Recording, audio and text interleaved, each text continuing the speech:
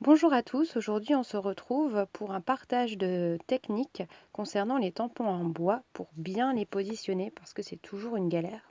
Alors la première technique c'est d'utiliser une sorte de équerre que j'ai fabriqué avec des Lego Duplo, avec des Lego plus fins ça fonctionne également. Vous prenez un papier transparent, là c'est une pochette plastique et vous imprimez votre tampon en le calant bien dans l'angle de l'équerre. Votre plastique est aussi bien calé dans l'angle de l'équerre. Et ainsi, par transparence, vous pouvez positionner votre papier plastique à l'endroit où vous souhaitez le positionner sur votre papier. Vous calez l'équerre, vous maintenez bien l'équerre et le papier et il ne reste plus qu'à mettre de l'encre sur votre tampon. Et là, vous glissez votre tampon, donc il faut y aller doucement pour le mettre exactement bien dans l'angle de l'équerre et ainsi vous avez le tampon exactement là où vous souhaitiez le mettre. Ça, c'est la première astuce qui est, ma foi, assez facile. La deuxième, c'est d'enlever le montage sur bois. Donc ça, c'est quelque chose que je fais assez facilement parce que je trouve que c'est plus facile ensuite pour les ranger et aussi pour pouvoir les utiliser dans les presses à tampons. Donc là, je décolle la mousse. Vous avez besoin d'une feuille EasyMount qui est un matériel qui vous permet de coller une mousse derrière votre caoutchouc. Donc vous prenez le côté où il y a les écritures et avec un crayon à papier, vous allez faire le contour, dessiner le contour de votre tampon. Alors là, j'ai laissé la mousse originale. On peut l'enlever complètement et n'avoir que le caoutchouc, ça dépend. C'est comme ça vient, à vrai dire, hein, parce que parfois ça se décolle pas très bien. Alors ensuite, vous découpez au bord du trait et si possible un tout petit peu à l'intérieur, mais sinon sur le trait, c'est parfait. Maintenant, l'idée c'est de mettre le dessin sur le dessus qui va adhérer sur votre bloc ou la presse à tampons. Donc là, je mets un petit peu de double face sur le dos, comme ça va adhérer sur le bloc acrylique. Je vais mettre de l'encre Stézone. Il faut bien sûr avoir le nettoyant parce que c'est une encre qui imprime sur des surfaces lisses et qui est indélébile. Donc il faut absolument le bon nettoyant. Et là, vous voyez, je tamponne le motif, ainsi je pourrai voir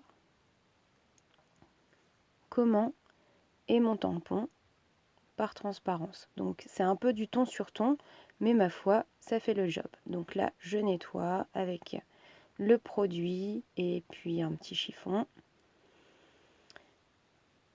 Une microfibre aussi pour parfaire le nettoyage, c'est important, avec un petit peu d'eau.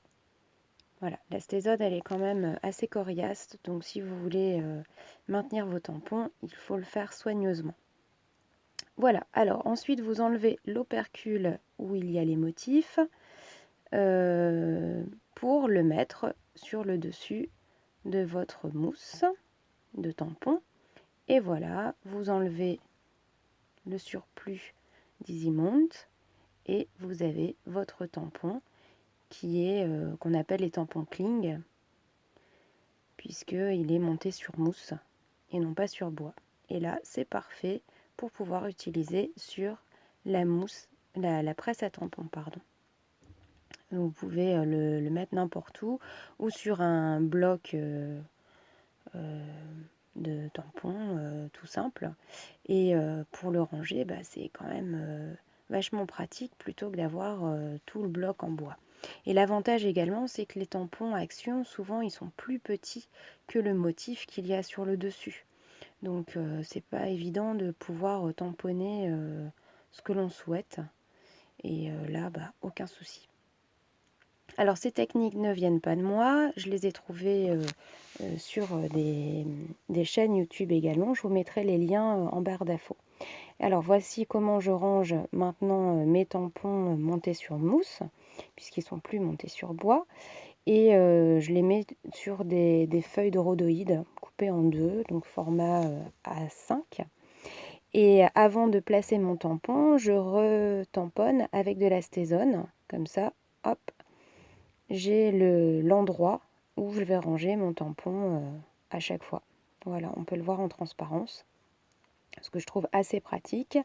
Renettoyage évidemment, et je mets avec une petite pastille le numéro du tampon. Et j'ai un recueil de tous mes tampons que je fais des tamponnages que je range par thème. Donc là, en l'occurrence, c'est dans ma case un peu fourre-tout qui s'appelle Objet. Je tamponne, voilà, mon tampon nouvellement sur mousse au bon endroit. Je mets la référence que j'avais écrite sur la petite pastille jaune. Et puis, comme ça, c'est très facile pour moi m'y retrouver quand j'ai besoin d'un tampon en fonction des thèmes. Voilà, je voulais vous partager cette manière de faire qui me convient depuis plus d'une année. Eh bien, j'espère que ça sera utile et je vous dis au revoir et à bientôt.